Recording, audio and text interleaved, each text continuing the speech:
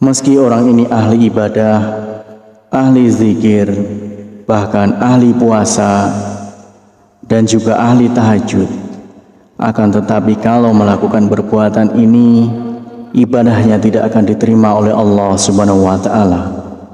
Bahkan dia selalu di dalam murkanya Allah Subhanahu wa Ta'ala dan murkanya Rasulullah Sallallahu Alaihi Wasallam.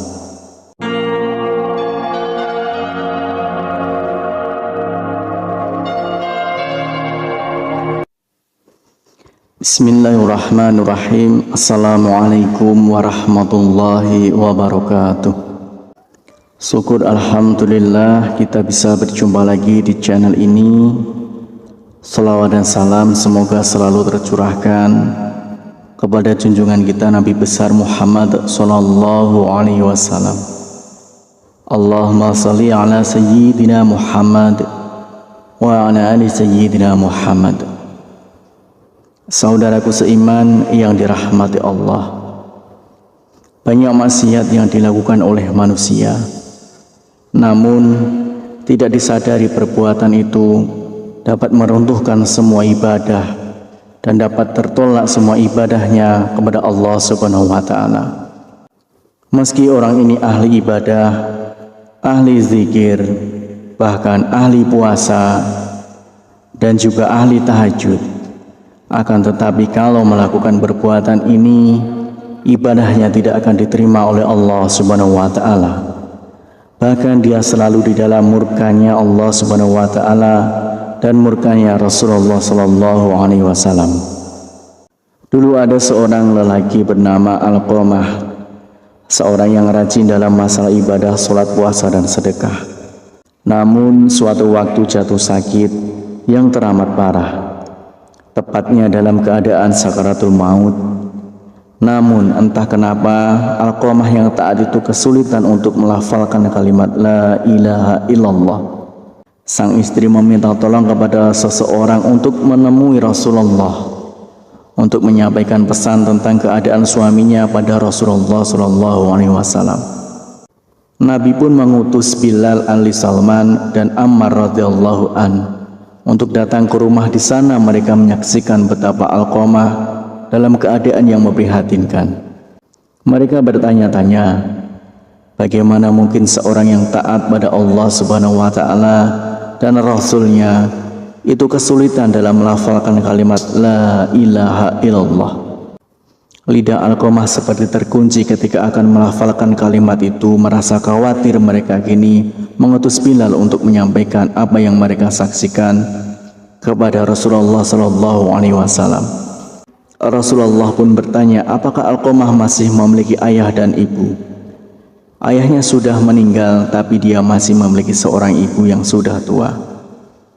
Rasulullah Sallallahu Alaihi Wasallam meminta Bilal, coba temuilah ibu Alqamah, aku titip salam untuknya. Jika dia masih mampu berjalan, dia bisa menghadapku. Jika tidak bisa, maka aku yang akan ke sana.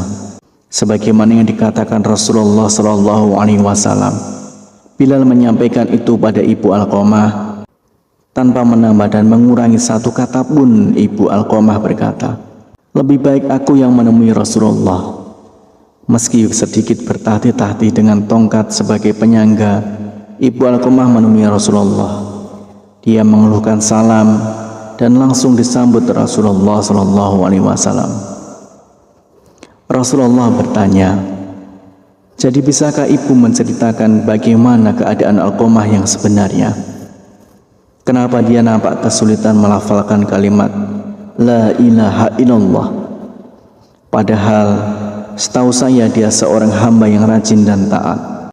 Ibu Alqamah menjawab, karena Alqamah sudah menyakitiku. Dia lebih mengutamakan istri daripada ibunya. Dia benar-benar menentangku demi menuruti keinginan istrinya.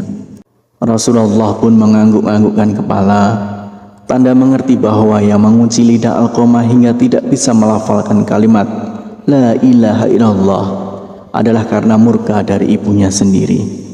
Kemudian Rasulullah Sallallahu Alaihi Wasallam memanggil Bilal, menyuruh Bilal untuk mengumpulkan kayu sebanyak-banyaknya untuk membakar tubuh Alqamah. Ya Rasulullah, Kenapa engkau mau membakar putraku di depan mataku? Bagaimana perasaanku nanti? Tanya ibu Alqamah sedih.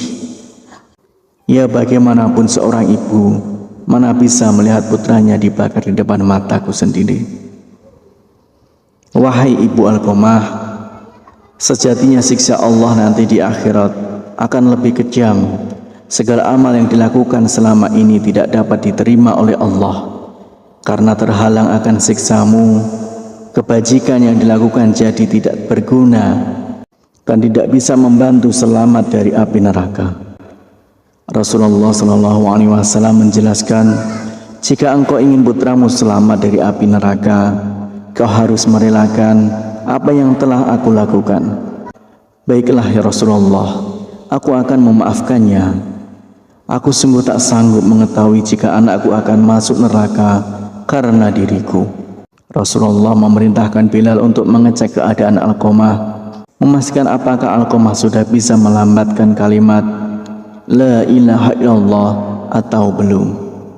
Karena jika sang ibu mengatakan semua itu hanya karena malu bukan dari hati, maka apapun bisa terjadi. Namun ternyata ibu Alqamah sungguh tulus telah memaafkan putranya, karena ketika Bilal sampai di pintu rumah Alqamah, dia mendengar Alqamah mengucapkan kalimat La ilaha illallah. Bilal lalu masuk dan memberitahu apa yang sebenarnya terjadi pada Alqamah.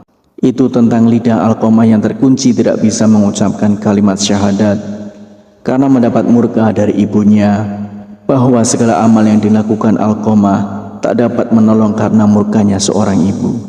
Hari itu setelah ibunya memaafkan Alqamah, dia pun kembali ke rahmatullah, lalu dimandikan, dikafani dan disalatkan oleh Rasulullah SAW. Setelah dikuburkan, Nabi Muhammad SAW berkata, wahai sekalian kaum muhajirin dan ansor, barang siapa yang melebihkan istrinya daripada ibunya, dia akan mendapatkan laknat dari Allah Subhanahu wa Ta'ala. Para malaikat dan sekalian manusia, Allah tidak akan menerima amalnya sedikit pun kecuali kalau dia mau bertaubat dan berbuat baik pada ibunya serta meminta ridhonya, karena ridhonya Allah tergantung pada ridhonya dan kemarahan Allah tergantung pada kemarahannya. Demikianlah satu dosa yang membuat semua ibadah kita ditolak. Harapan dan doa saya untuk saudaraku semua, semoga saudaraku semua diberikan kesehatan oleh Allah, dimudahkan segala urusan, dilapangkan rezekinya, dan diampuni segala dosanya. Amin ya rabbal alamin. Wassalamualaikum warahmatullahi wabarakatuh.